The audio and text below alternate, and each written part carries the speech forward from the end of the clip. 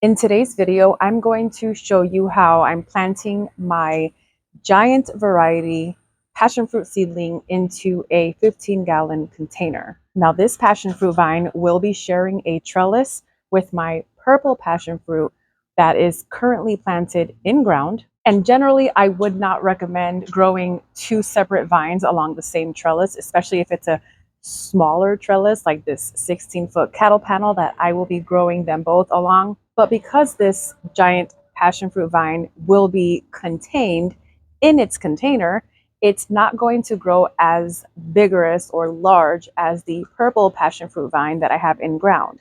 Now, I'll also go over what soil mix I'm using, why I'm using it, as well as tips on growing passion fruit in containers long term. So let's get right into it.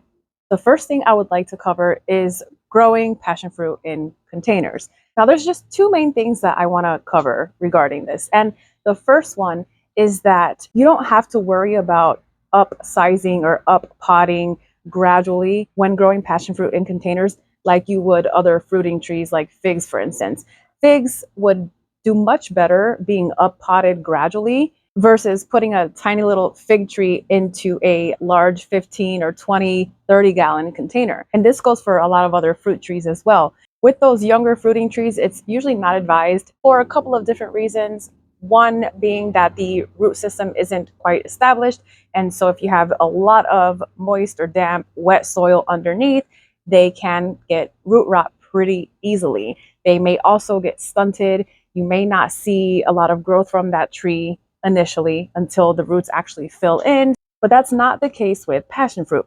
Passion fruits are very vigorous growers and they don't mind being planted right into their forever container from the very beginning. If you have a young seedling like I do, it's about 12 inches tall, maybe, give or take, and you want to plant it straight into its forever home or forever container, you can do so right off the bat. Now, the second big thing I want to mention when it comes to container growing is that they will thrive at least for the first couple of years in this container, but they will eventually outgrow it. So you may have to make a decision on how you want to move forward with your container grown vines. The first thing that's going to happen is that the roots will grow out of the drainage holes and into the ground. So at that point, it's not going to be all that contained. And once that happens, that vine will continue to grow prolifically. You can avoid that by putting concrete or something like that underneath the growing pot. I wouldn't advise putting down flimsy weed blocking material because they'll just grow right down through that weed block material. But more importantly is that once the roots completely take over that container, you are going to have to do one of two things if you want to keep this vine thriving.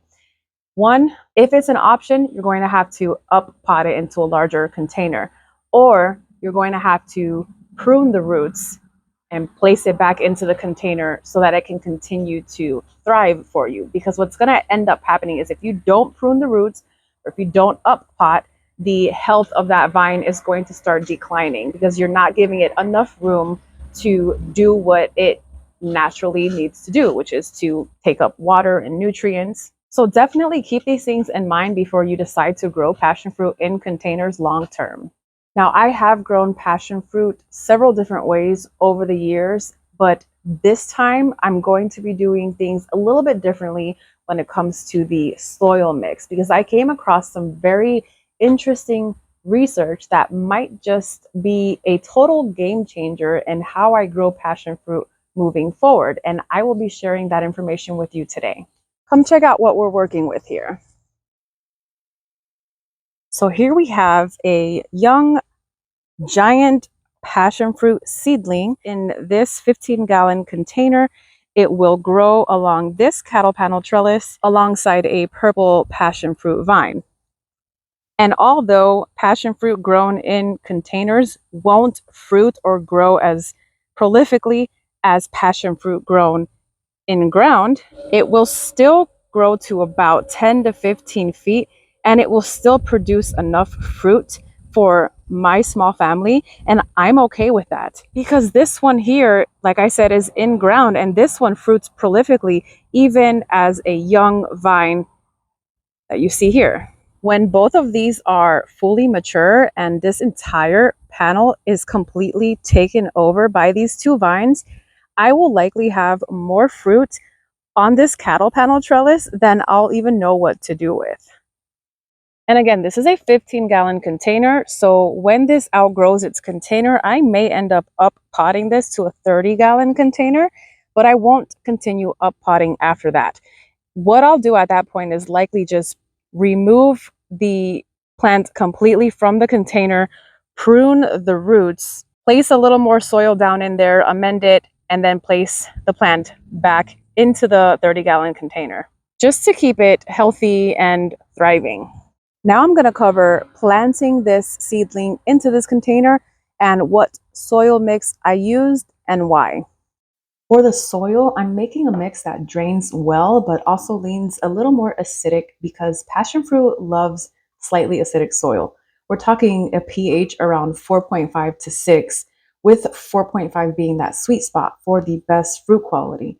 So what I'm mixing in here is just some regular organic potting soil, a good amount of perlite so everything drains well and the roots don't stay soggy.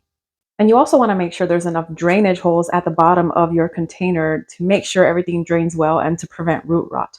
Now I'm adding a bunch of peat moss, which is going to help drop this pH a bit. And I would say it's about a third, maybe a little more than a third of this container. Now I'm going to add some compost with manure, and I'm just going to get this all mixed in. Now, there have been a lot of studies on the perfect soil pH for passion fruit, but it's not widely discussed. But it's been found that passion fruit loves acidic soil.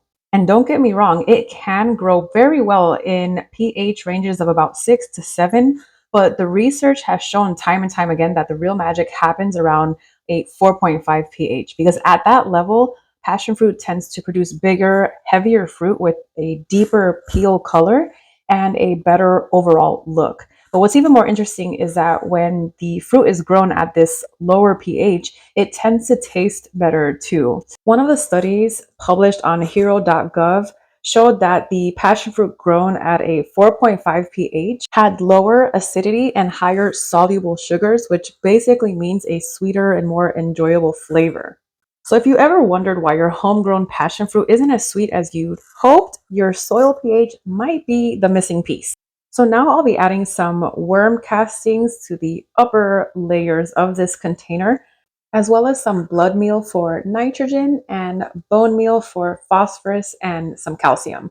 And as this vine starts to mature, I will make sure to add a organic fertilizer that is high in potassium for good flower and fruit set. Now, these separate individual amendments are what I prefer to use for my plants, but you can go ahead and use an all-purpose balanced fertilizer and it'll work just fine. So this is what we'll be planting today, my little giant passion fruit seedling.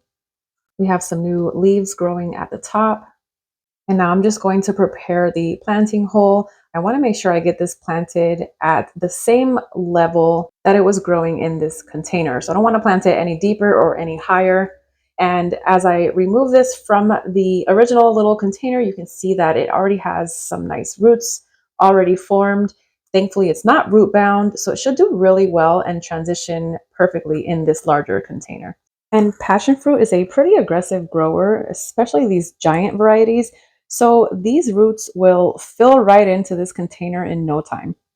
And once I have this all settled in, I make sure I pat it down to remove any air pockets and make sure the roots have really good contact with the rest of the soil in here. And I forgot to mention before, but you may want to wear gloves, although I prefer not to.